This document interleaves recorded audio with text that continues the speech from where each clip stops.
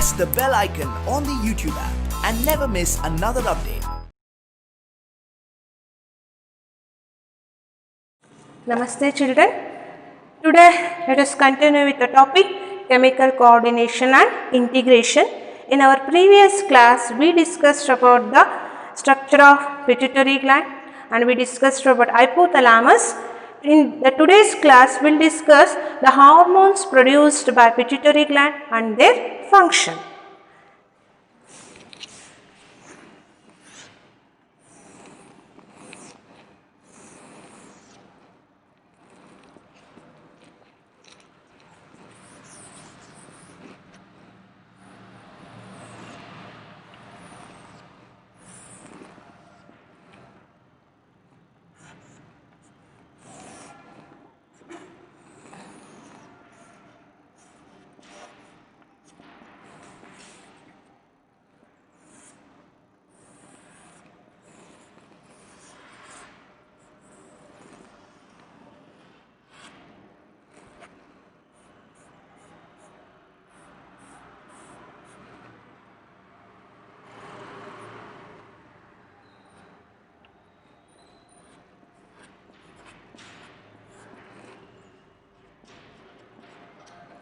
So this is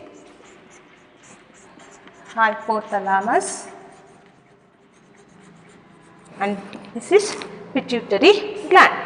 So this one is anterior pituitary gland, this one is posterior pituitary gland. Anterior pituitary gland, the hormone secreted by anterior pituitary gland. So again anatomically anterior pituitary gland is divided into pars distalis and pars intermedia and pars nervosa.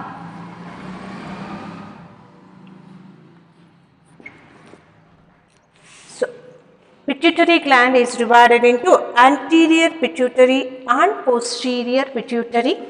Anatomically, pituitary gland is divided into pars distalis, pars intermedia and pars nervosa.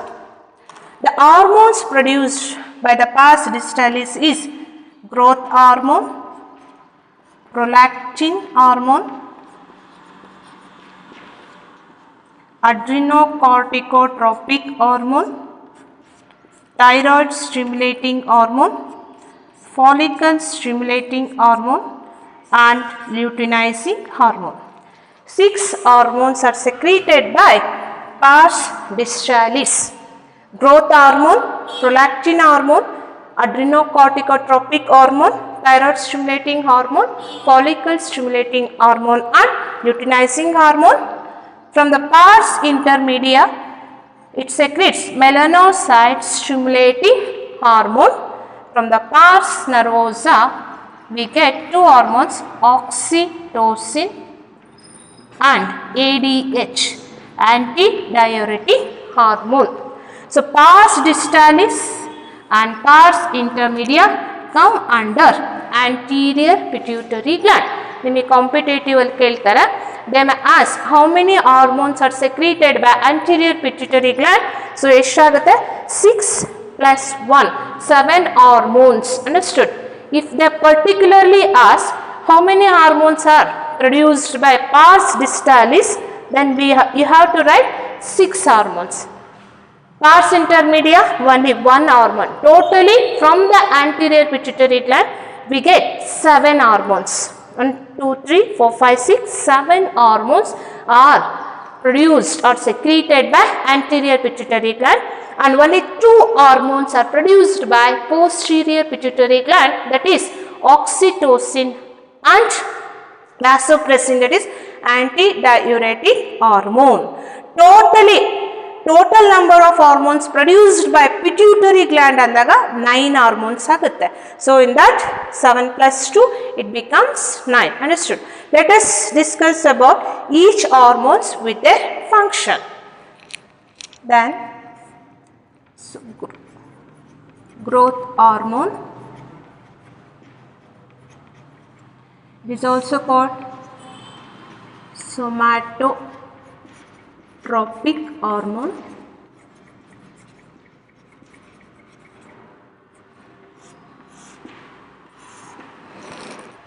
It is produced by, secreted by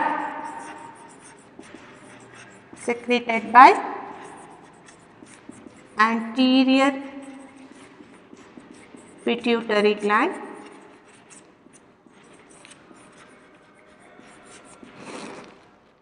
The hormone is protein in nature. It is protein in nature. It stimulates growth in animals. It is responsible for growth in animals. It stimulates or responsible for growth in animals. It is responsible for growth in animals. And it stimulates the growth of bones. It stimulates how it is responsible for growth in animals andre it stimulates the growth of bones, stimulates growth of bones and increases protein synthesis. It increases protein synthesis. So when there is increase in the production of protein, that mainly helps in growth of animals, and also it increases utilization of fat. It increases utilization of fat by lipolysis. Lysis means what? Break. By breaking fat, so the digestion chapter alli odidira, emulsification, breaking of larger fat globules into simpler ones so that it can be easily metabolized in our body. So here the fat, this growth hormone is responsible for lipolysis, breaking of fat, so that the fat can be utilized by the body for the growth of an organism. And one more effect is it is also called diabetogenic hormone. Diabetogenic hormone yakendre it decreases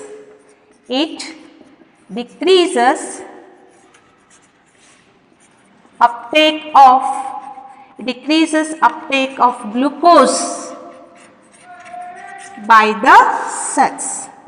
It decreases uptake of glucose by the cells. Thereby it increases glucose level in the blood. That's why it is also called diabetogenic hormone.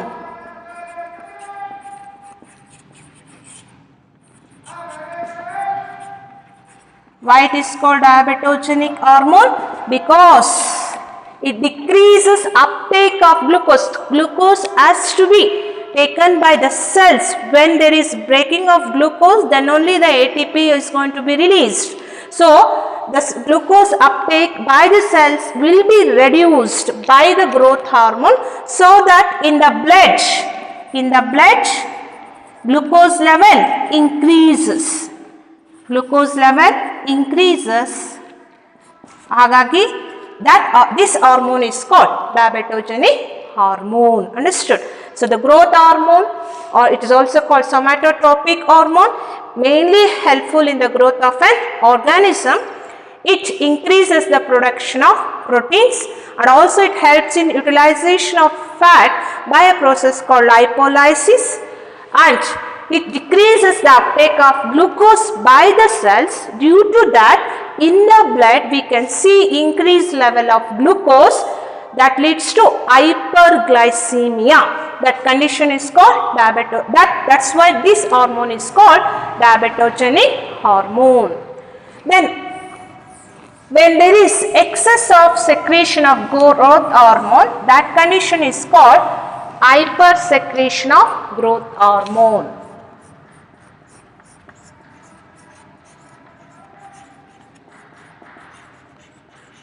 Hypersecretion of growth hormone results in a condition called gigantism. Results in a condition called gigantism. What is gigantism?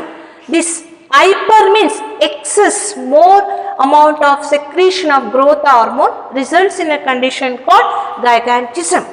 So, when there is increase in the secretion of growth hormone, that results in abnormal growth of a body. That condition is called gigantism. And hyposecretion. Hypo means less secretion. Hypo means less hyposecretion of growth hormone results in stunted growth. That condition is called pituitary dwarfism. That results in pituitary dwarfism.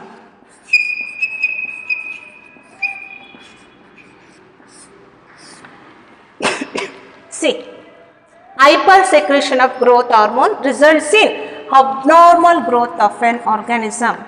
Abnormal growth of a body. That condition is called gigantism. Hyposecretion. Hyposecretion means less secretion of growth hormone results in stunted growth of that organism. That condition is called pituitary dwarfism. So, this they have given in your textbook, but note antandre, see that gigantism is seen in hypersecretion of growth hormone. Gigantism is seen in childhood. And acromegaly is seen in adult. So, gigantism means increased secretion of growth hormone seen in childhood. Illenagutte andre epiphyseal cartilage. Suppose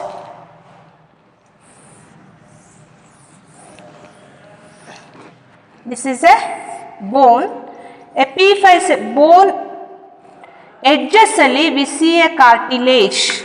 So, epiphyseal cartilage at the edge of the bone will not replaced by bone. Cartilage will not replaced by bone. Cartilage has to be replaced by bone.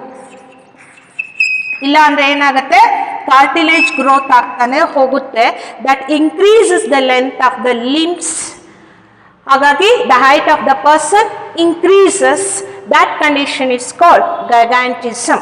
In gigantism alli enagutte excess secretion of growth hormone delay in the replacement of cartilage by the bone, so that we can see increase in the growth of that bone. That increases the length of limbs, so that the height of the person also increases, and that condition is called gigantism. That person cannot balance his body. That condition is called gigantism, that mainly seen in childhood. Acromegaly means, in acromegaly it affects the jaw bones. Excess secretion of growth hormone affects the jaw bones, that is maxillary bone and mandibular bone. So, the length of the bone increases, and bones of the cheek are also going to be bulged. We can see broad hands and legs, and fingers looks like gorilla. That condition is seen in adult. That is called acromegaly. That is called acromegaly. Understood? So, in your textbook they are just mentioned excess secretion of growth hormone results in abnormal growth of a body. That condition is called gigantism.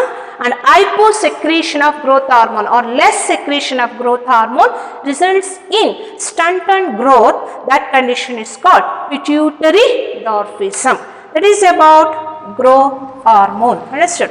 Next we'll go with prolactin.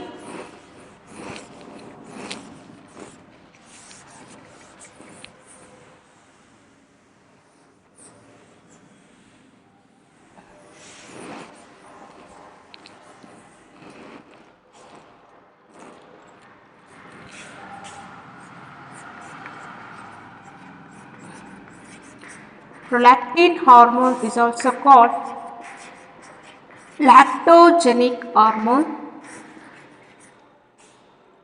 or mammotropic hormone or lactotropic hormone.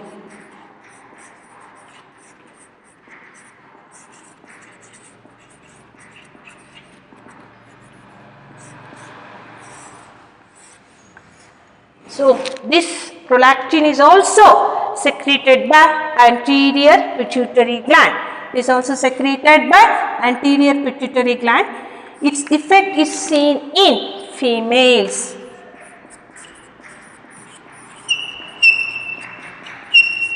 Effects is seen in females. The hormone does not have any role in male, so its effects is seen in females. Main function of prolactin hormone is it stimulates and maintains production of milk.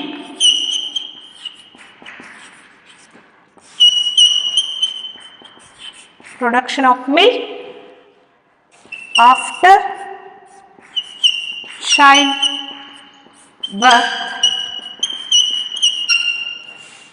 after childbirth in women. What's the important function of prolactin hormone? It stimulates. So during pregnancy, it stimulates mammary gland or it prepares mammary gland to produce milk. Once the parturition occurs, parturition means delivery of a completely developed fetus. So after parturition or after childbirth, prolactin hormone mainly helps in production of milk. Understood? So prolactin hormone is also called lactogenic or mammotropic or lactotropic hormone produced by anterior pituitary gland.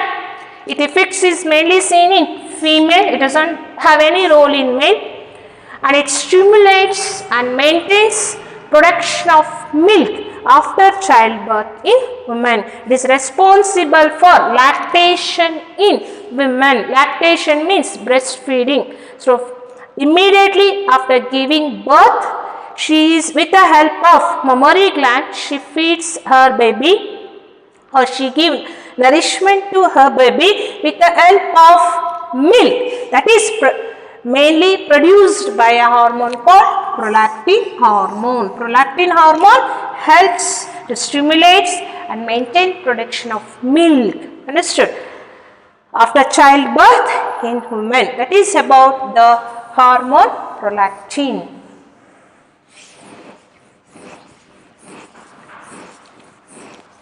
Next we'll go with hormone adrenocorticotropic hormone. Stimulates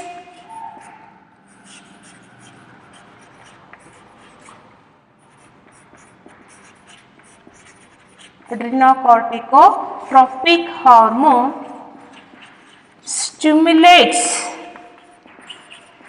secretion of cortical hormones, stimulates secretion of cortical hormones by the adrenal gland.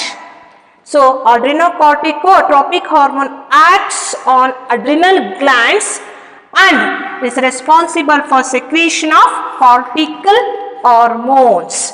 One more, thyroid stimulating hormone.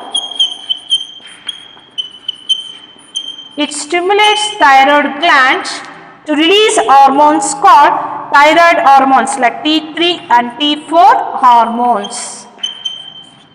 It helps in the secretion of hormones T3 and T4 hormones. These two hormones will discuss while discussing a particular gland, adrenal gland ಮತ್ತು thyroid gland discuss ಮಾಡುವಾಗ we'll discuss in detail about these hormones. Okay, so ACTH hormone acts on adrenal gland and responsible for the secretion of cortical hormones. ಹಾಗೆ thyroid stimulating hormone acts on thyroid gland and is responsible for secretion of thyroid hormones like T3, T4. These two hormones will discuss with a particular gland in further classes. Next we'll go with hormones, follicle stimulating hormone and luteinizing hormone.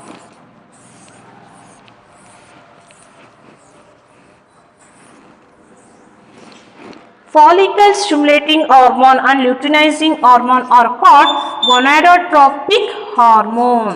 GTH, gonadotropic hormone. Why this FSH and LH are called gonadotropic hormones means they act on gonads, they act on testes in male and ovaries in female to produce their respective gametes. That's why FSH, follicle stimulating hormone, and luteinizing hormone are called gonadotropic hormones. These both hormones are common in male and female.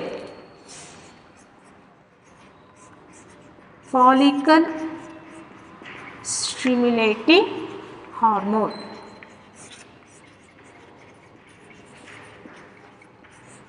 FSH with LH it is called gonadotropic hormone. Understood? So this FSH, its function is seen in both male and female. It is also produced by anterior pituitary gland.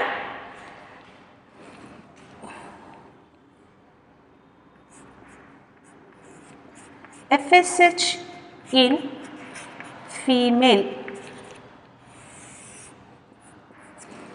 FSH, follicle stimulating hormone in female, it stimulates development and maturation of Graafian follicle.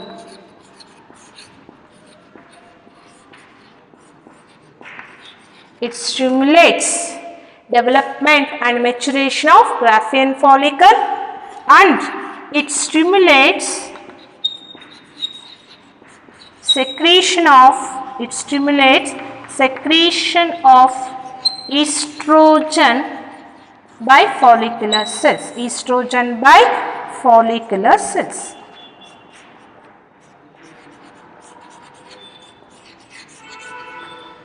So ಏನಾಗುತ್ತೆ,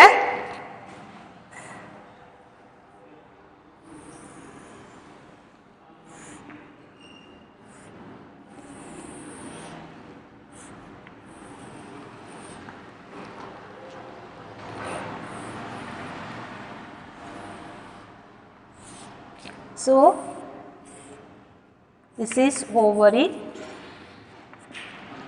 both sides we have ovary. Roughly I am drawing this. See, once she attains menarche, once menstrual cycle starts, her ovary contains thousands of primary follicles.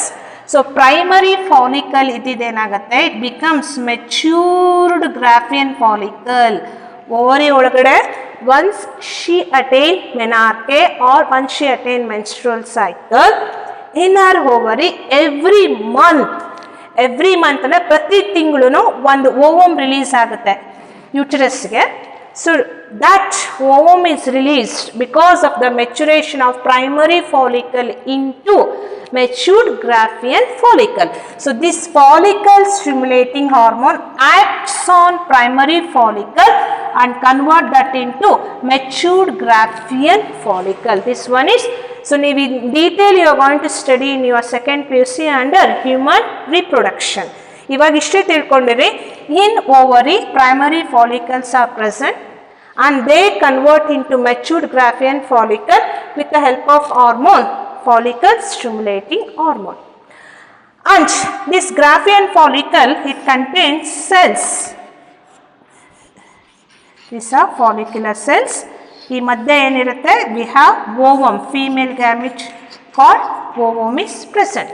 So it stimulates secretion of estrogen by the cell, follicular cells.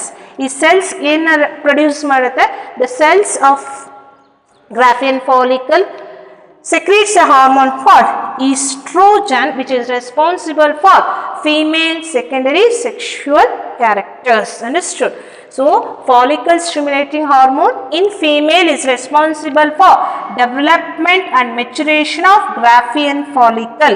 So the primary follicle will become matured Graafian follicle with the help of FSH, and also FSH acts or stimulates the follicular cells to secrete a hormone called estrogen, which is responsible for development of female secondary sexual characters. So this is about function of follicle stimulating hormone in female. Whereas in male,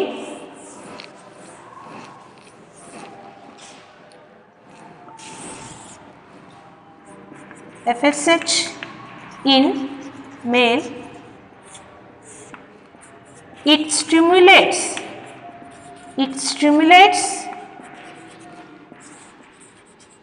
seminiferous tubules to produce sperms. That is spermatogenesis.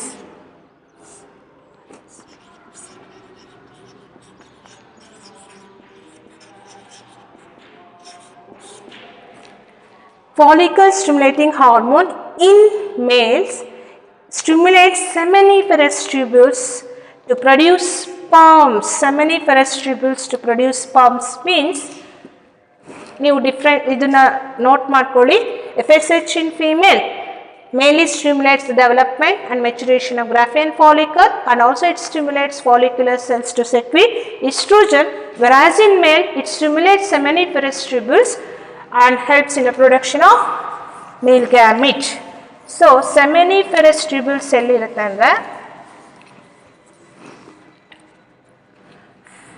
this is testes. When we take transverse section of testes, we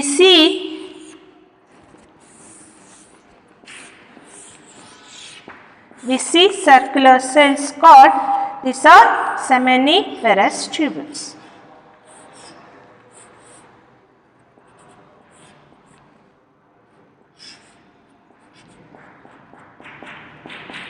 So these are seminiferous tubules. So circular shaped cells are there, no? They contain spermatogonia. That mainly helps in production of sperms. So it stimulates these seminiferous tubules which contain spermatogonia. That spermatogonia mainly helps in the production of sperms. ಅದಕ್ಕೆ ಯಾರು stimulate ಮಾಡ್ತಾರೆ? FSH acts on seminiferous tubules of testes to produce sperms. It mainly helps in a process called spermatogenesis. That is about the function of follicle stimulating hormone in females and in male. Understood? Next we'll go with one more hormone which is functional in both male and in female, is luteinizing hormone.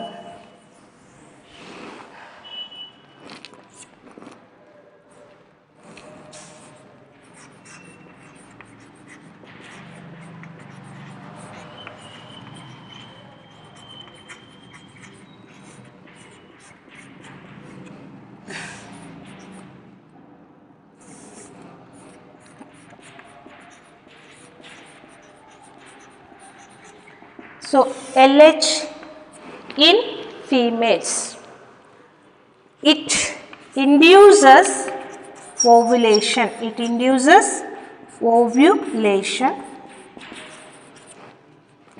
Then it maintains corpus luteum. It maintains corpus luteum and it stimulates corpus luteum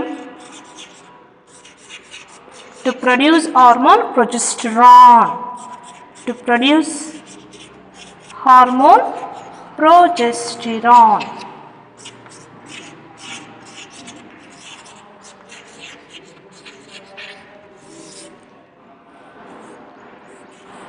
See, it induces ovulation again. So, one side I will draw. This is uterus.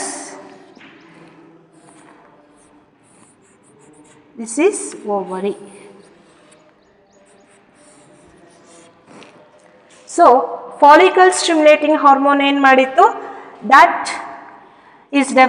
is responsible for maturation of Graafian follicle. That means it helps in the development of primary follicle into Graafian follicle, which contain female gamete called ovum. Understood? Follicle stimulating hormone helps in the development of primary follicle into this is primary follicle into Graafian follicle. Graafian follicle contain female gamete, that is ovum. So this is present in the ovary. Graafian follicle is present in ovary. Ovum, which is present in the ovary, has to enter into the uterus. For what? For fertilization. Alva? So ovum has to enter from the ovary into the uterus. That is done by luteinizing hormone. Luteinizing hormone mainly helps in ovulation, means rupture of Graafian follicle occurs due to secretion of luteinizing hormone. When Graafian follicle ruptures, ovum will be released into the uterus. So Graafian follicle rupture agi ovum na uterus release agbeku andre we need a hormone called luteinizing hormone. Understood? That is nothing but it induces ovulation. Release of ovum from the ovary into the uterus or fallopian tube of the uterus is called ovulation. That occurs mainly due to a hormone called luteinizing hormone. Then once ovum is released into the fallopian tube, Graafian follicle will become corpus luteum. It becomes corpus luteum. Once ovum is released into the fallopian tube of the uterus, this is uterus, this is fallopian tube. Understood?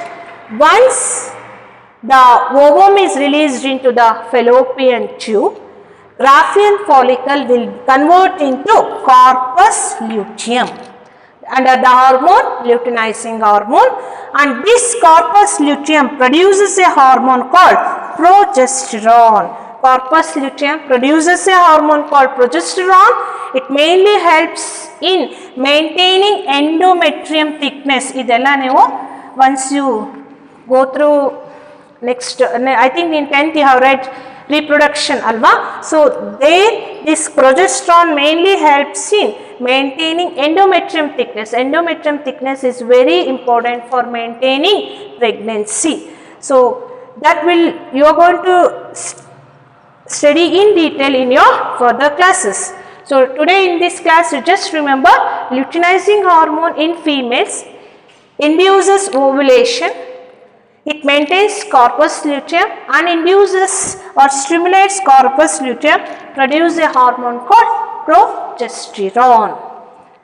Then in male,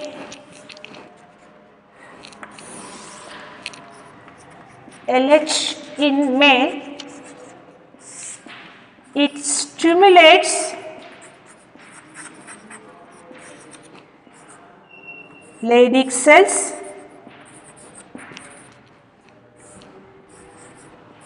it stimulates Leydig cells or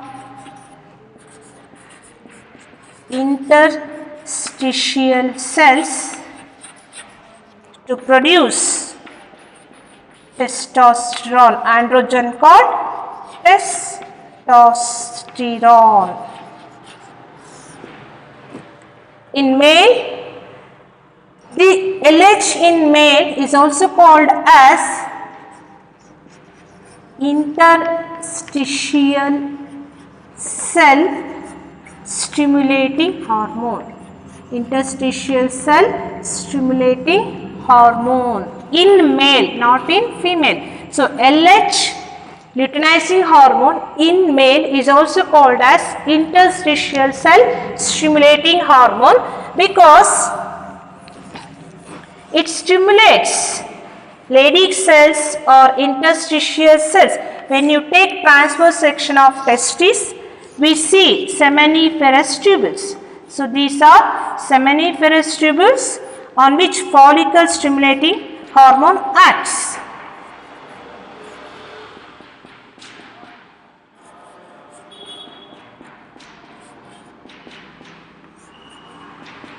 So, these are seminiferous tubules.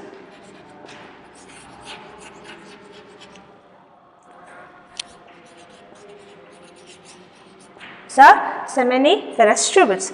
So, in between the seminiferous tubules, we see a group of cells. We see a group of cells called Leydig cells. Leydig cells or interstitial cells or interstitial cells. This LH hormone acts on Leydig cells or interstitial cells to produce a male hormone called testosterone, which is responsible for development of male secondary sexual characters. Understood? So, it stimulates Leydig cells or interstitial. Why in male it is called interstitial cell stimulating hormone? Because it is going to act on interstitial cells to stimulate to produce a hormone called testosterone, responsible for male secondary sexual characters. That is about function of luteinizing hormone in male. And luteinizing hormone with FSH, these two are called synergistic hormone. These two are called synergistic hormone. Why they are called synergistic hormone? Because see, FSH acts on follicular cells. FSH acts on follicular cells.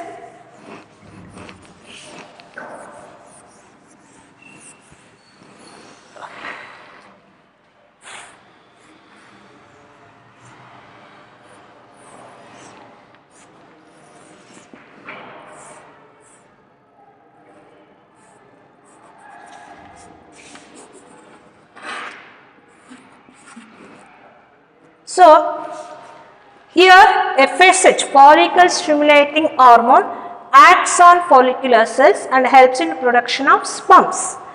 For the production of sperms, we need a hormone called testosterone that is produced by Leydig cells or interstitial cells, which is stimulated by luteinizing hormone. Hage in female, primary follicle will become Graafian follicle with the help of FSH, follicle stimulating hormone. And ovulation, Graafian follicle will become corpus luteum by LH. That means release of ovum into the uterus takes place with the help of luteinizing hormone. That means these two hormones are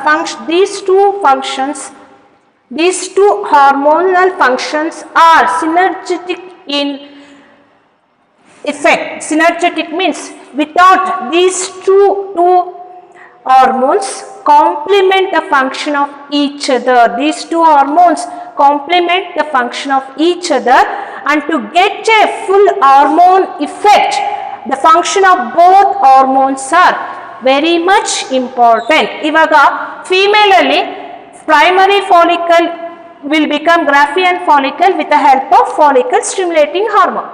But ಅಷ್ಟೇ ಆದರೆ ನಮಗೆ no use. That ovum has to be released into the uterus. ಯೂಟ್ರಸ್ಗೆ fallopian ಟ್ಯೂಬಿಗೆ ಬರಲಿಲ್ಲ ovum ಅಂದರೆ there is no fertilization. Understood? So for that we need hormone, luteinizing hormone. That luteinizing hormone helps in rupture of Graafian follicle so that ovum will be released into the fallopian tube of the uterus where fertilization takes place. So to bring a particular function, we need these two hormones. Here also, in male also, follicle stimulating hormone acts on seminiferous tubules and helps in spermatogenesis. Spermatogenesis to occur, we need a hormone testosterone that is produced by interstitial cell stimulating hormone, which is stimulated by luteinizing hormone. That's why FSH and LH are called synergistic hormone. So these hormones complement the function of each other and they bring a particular function, that is about FSH and LH.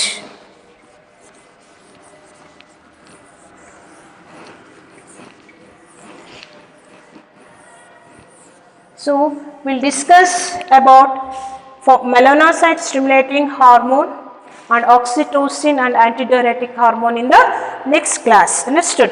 Just remember all these hormones and their functions.